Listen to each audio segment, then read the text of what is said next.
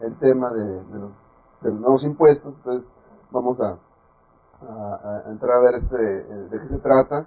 Y pues bueno, quisiera pedirles que con toda la confianza del mundo, cualquier tipo de comentario, aclaración, duda, pues lo podemos hacer en el momento que suceda, ¿no?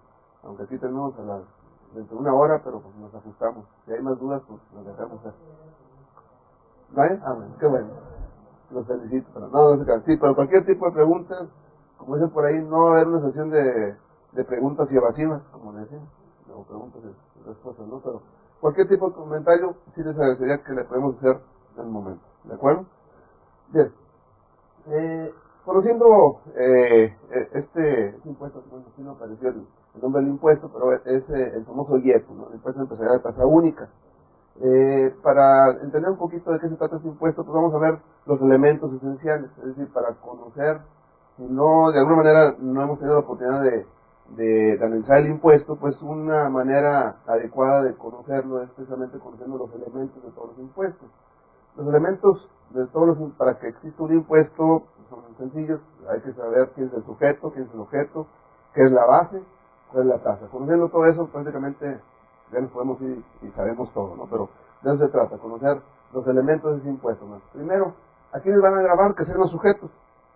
Los sujetos del impuesto vendrían siendo todas las personas físicas y personas morales residentes en México, asimismo algunos extranjeros con establecimiento permanente en México. Entonces, en primera instancia, personas físicas y personas morales residentes en México. Ese es el primer supuesto. Es decir, ahí ya sabemos quién. Ahora, ¿qué? Se vendría siendo el objeto. ¿Qué es lo que va a grabar este nuevo impuesto? Este nuevo impuesto se va a enfocar a tres conceptos. Tres conceptos, básicamente. ¿Cuáles son esos tres conceptos? Van a grabar la enajenación de bienes, la venta, va a grabar la prestación de servicios independientes, que son los honorarios, y el uso goce temporal de bienes, que es el arrendamiento. Entonces, ya podemos, por ejemplo, ir ligando. Bueno, ya me dijiste que son personas físicas y personas morales, que se dedican a qué? Bueno, personas físicas y personas morales que se dedican a la venta, a la prestación de servicios y el uso goce temporal de bienes. Entonces ya empezamos a lo mejor ahí a trabajar lo que a lo mejor de las situaciones particulares, pues ya estamos viendo que, por ejemplo, una persona, una constructora, pues presta un servicio o enajena algún bien, pues ya podemos estar viendo que va a estar grabado. Inclusive, hablando de personas físicas, pues bueno, las personas físicas con actividades empresariales y profesionales van a ser sujetas del impuesto, así como también las personas físicas que rentan bienes, los arrendadores que conocemos, pues van a pagar este impuesto. Ya podemos descartar algunas otras, por ejemplo, una persona física por salario, pues no está contemplado en ninguno de estos conceptos. La persona física que recibe, por ejemplo, los socios de las empresas que reciben dividendos, pues ellos no, por los dividendos que reciben, no van a pagar este impuesto. Entonces, ahí nos podemos dar una idea de a quiénes graba y qué es lo que está grabando. ¿De acuerdo? Entonces, la venta, la prestación de servicios independientes y el uso de base temporal de bienes. Esos son los tres conceptos que va a grabar. ¿De acuerdo? Bien. Ahora la base, ya sabemos el sujeto, ya nos quedó más o menos claro quién. Ya nos quedó claro un poquito qué es lo que va a grabar y ahora cómo. Viene siendo la base. La base vendría siendo, a manera general, ingresos y deducciones. Pero luego hay que analizar pues, cada uno de los dos elementos. Es decir, vamos a ver cuáles ingresos y cuáles deducciones, que es básicamente el meollo del asunto, ¿no? de este nuevo impuesto. Para empezar, bueno, también antes de proseguir, es importante que tomen en cuenta que este nuevo impuesto, si de alguna manera estábamos acostumbrados a calcular el impuesto de la renta, pues no hay que olvidarnos del ICR. Vamos a tener que seguir calculando el ICR y ahora este nuevo impuesto, que es el IET, o sea, va a ser un impuesto que va a ir a la par en el cálculo, vamos a hacer dos cálculos. De hecho, no es, para los contadores no es nada nuevo, porque de hecho lo veníamos haciendo anteriormente, nada más que hacíamos el ICR y el impuesto al activo. Como información, el impuesto al activo desaparece a partir del 2008, es decir, ya a partir del 2008 no vamos a pagar o no se va a calcular el impuesto al activo. El último año que lo vamos a hacer es en este cierre del 2007. Entonces ahora lo que vamos a tener que estar calculando, inclusive hasta cada mes, es el impuesto a la renta y este nuevo impuesto que es el IETU. Y al final de cuentas, ¿qué va a pasar? Que vamos a pagar el mayor, ¿sí? Entonces ahí es muy importante esa cuestión que por el lado administrativo pues es una carga adicional, vamos a tener que hacer cálculos adicionales. Ahorita vamos a entrar un poquito a detalle a los cálculos, pero sí, me quede claro que vamos a tener que calcular los dos impuestos, el ICR y este famoso IER. Respecto a los ingresos, ¿qué podemos mencionar? Va a ser base de este impuesto el precio del bien en la contraprestación, o sea, el precio de nuestro servicio, el precio de nuestra renta, el valor de la renta, el valor de nuestros honorarios. Pero también los impuestos que se cargan, a excepción del IVA. El IVA, en teoría, no va a ser un ingreso. Obviamente, hablando de los conceptos grabados, ya seguramente, bueno, a la hora de estar hablando de cuestiones de IVA, hay que analizar si está exento, si está grabado.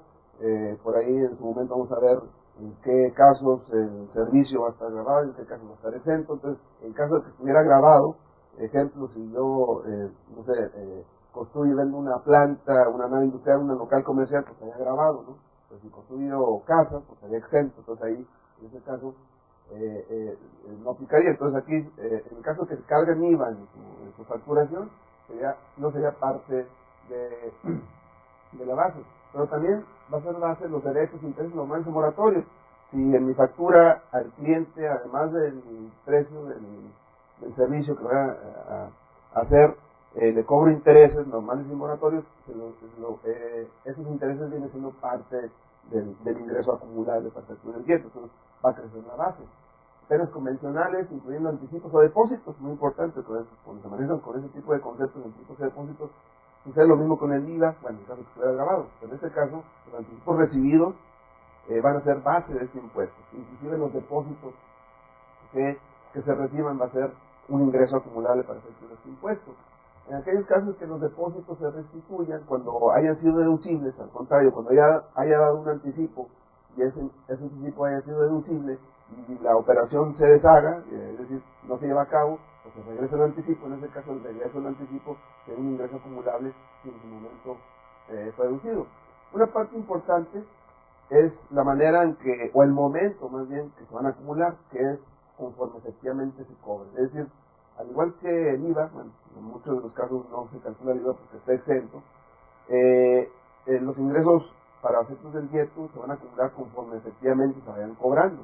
Es decir, no al momento de facturar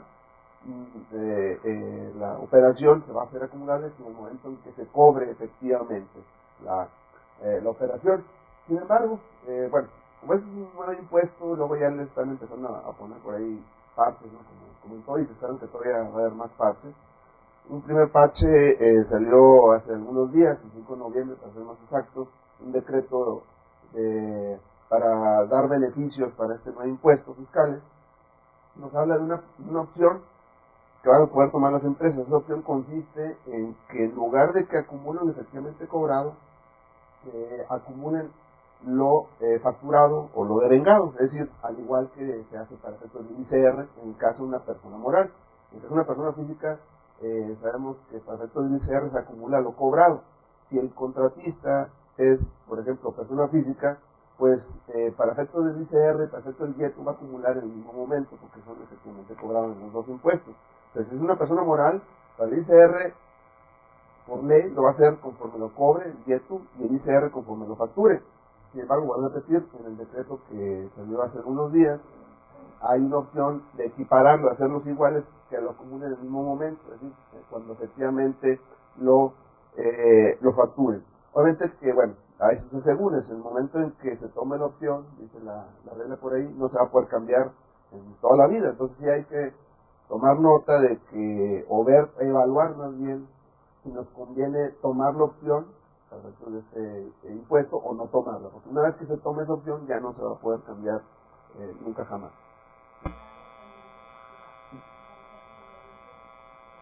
Así es. Hay una serie de reglas transitorias, como esta ley efectivamente entra en vigor a partir de del 2008. Hay un conjunto de reglas que por ahí incluso las puse, pero me adelanto para contestar la pregunta. Hay una serie de reglas que le llamamos periodo de transición. ¿Por qué? Porque obviamente traemos